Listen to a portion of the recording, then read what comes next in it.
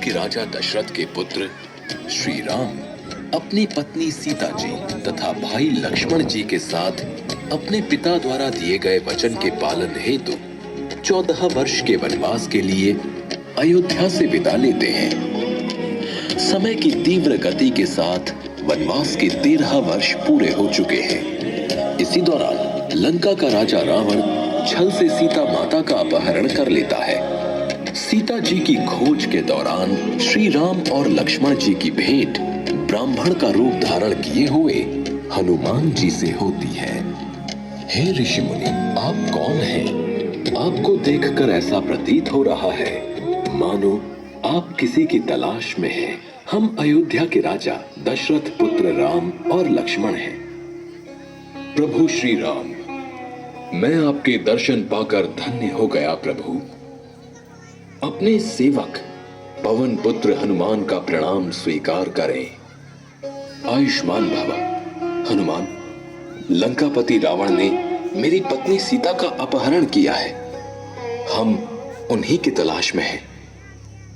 ये दुखद समाचार सुनकर हनुमान जी श्री राम और लक्ष्मण जी को अपने साथ लेकर ऋष्यमुख पर्वत पहुंचे, जहां उनकी भेंट सुग्रीव से हुई।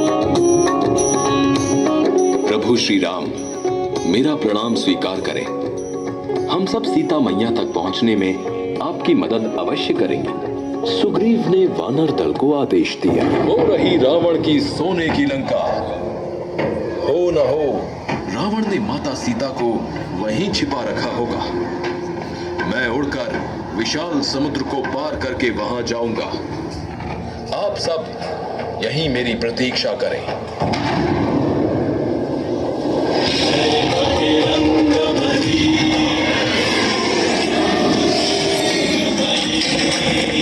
हनुमान जी ने लंका पहुंचकर अत्यंत छोटा रूप धारण किया और माता सीता को ढूंढते ढूंढते अशोक वाटिका जा पहुंचे, जहां सीता माता दुखी बैठी थी।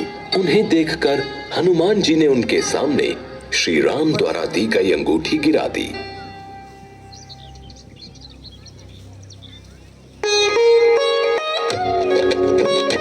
ये अंगूठी तो मेरे श्री राम की है।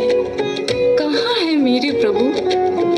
तत्पश्चात हनुमान जी अपने वास्तविक विशाल काय रूप में सीता माता के सामने प्रकट होते हैं। माता, मैं श्री राम का सेवक पवन पुत्र हनुमान हूँ। प्रभु ने ही इस अंगूठी के साथ मुझे यहाँ भेजा है। पुत्र हनुमान, उनका समाचार सुनाओ, वे ठीक तो हैं? हनुमान जी ने श्री राम का समाचार सुनाते हुए माता सीता को धैर्य रखने के लिए कहा। माता, आपकी आज्ञा हो तो इस वाटिका में लगे फल खाकर अपनी भूख मिटा लूं। माता सीता की स्वीकृति मिलते ही हनुमान जी ने खूब उछल कूद की और फल तोड़कर खाए। ये देखकर पहरेदारों ने उन्हें काबू में करना चाहा, लेकिन असफल रहे। अंततः रावण का पुत्र मेघनाद आया।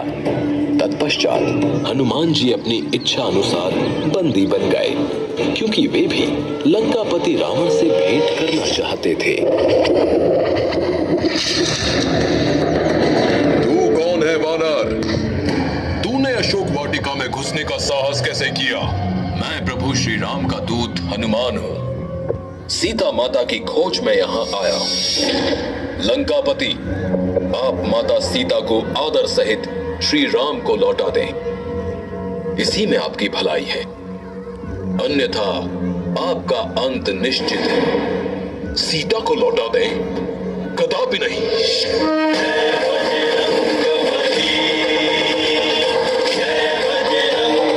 प्रभु, शुभ समाचार है। माता सीता का पता चल गया है। रावण ने उन्हें लंका की अशोक वाटिका में रखा है, परंतु लंकापति रावण ने सीता माता को लौटाने का प्रस्ताव ठुकरा दिया। वो दुष्ट रावण बिना युद्ध के नहीं मानेगा। प्रभु, अब हमें भी युद्ध के बारे में सोचना होगा। अब नल नील की मदद से राम की सेना समुद्र पर सेतु का निर्माण करती है, जिसके एक एक पत्थर पर श्री राम लिखा जाता है। सेतु के द्वारा राम सेना समुद्र पार करती है। इसकी सूचना रावण को मिलती है। लंकापति रावण की जय हो। राम वानर सेना सहित समुद्र पार कर आगे बढ़ रहे हैं। क्या इतना विशाल समुद्र पार कर लिया? लेकिन वे लंकापति रावण की शक्तियों से अनजान है। पिताश्री, आने दीजिए उन्हें। वे मेरे प्रहारों का सामना नहीं कर पाएंगे। मैं ही पूरी सेना को ध्वस्त कर दूंगा।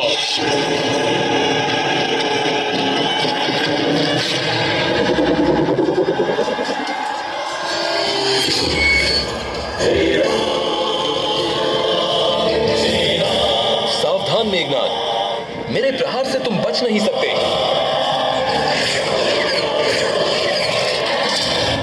मेघनाद के शक्ति बाण से आहत होकर लक्ष्मण जी मूर्छित हो जाते हैं। ये मूर्छित हुए हैं, इनके उपचार हेतु पर्वत से संजीवनी बूटी लानी होगी, जो दिखने में अत्यंत चमकीली होती है।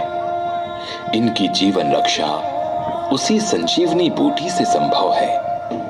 अन्यथा प्रभु, आप चिंता न करें, मैं पर्वत पर जाकर संजीवनी बूटी लाऊंगा। आप प्रतीक्षा करें। जय श्री राम।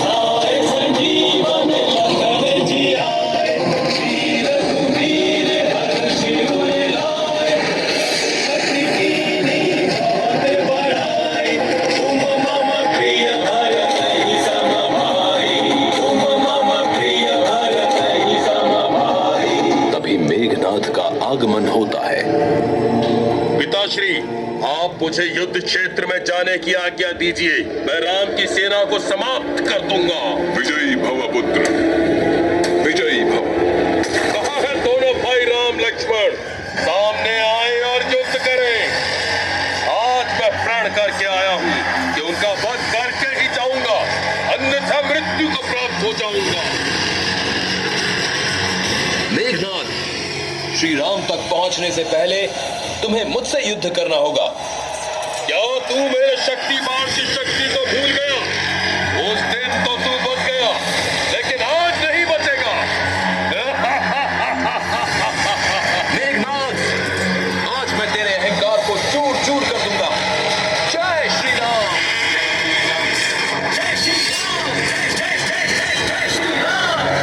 लंकापति, एक दुखद समाचार है। राजकुमार मेघनाद का लक्ष्मण ने वध कर दिया। असंभव! मेरे शक्तिशाली पुत्र मेघनाद का वध कोई नहीं कर सकता। मेघनाद की मृत्यु के बाद रावण को ऐसा लगा जैसे उसका दायां हाथ कट गया हो, किंतु उसका शोक शीघ्र ही आक्रोश में बदल गया। वो दमदमाता हुआ रण क्षेत्र में प्रवेश करता।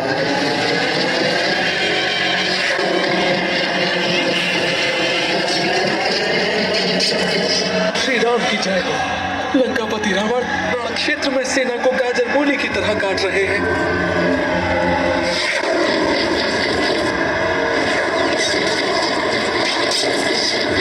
सावधान लंकापति रावण। राम, अभी तू बालक है, बालक। इस लंकापति रावण को पराजित करना तेरे बस में नहीं। लंकापति रावण, इतना अहंकार उचित नहीं।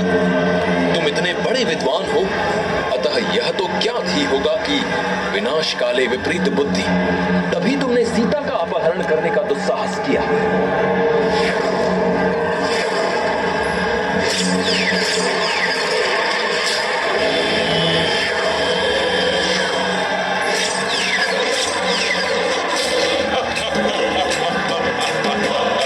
घमासान युद्ध के दौरान श्री राम शक्ति बाण से रावण का सिर काट देते हैं, लेकिन दोबारा रावण का सिर जुड़ जाता है। ऐसा बार बार होने से श्री राम अचंभित हो जाते हैं। राम, तू चाहे जितना प्रयत्न कर ले, मेरा वध नहीं कर सकता।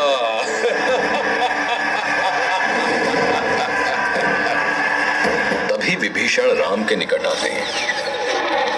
प्रभु, मेरे भ्राता रावण को वरदान प्राप्त है, अतः उनके प्राण नाभि में है। आप नाभि पर प्रहार करके ही रावण का वध कर सकते हैं। सावधान लंकापति रावण।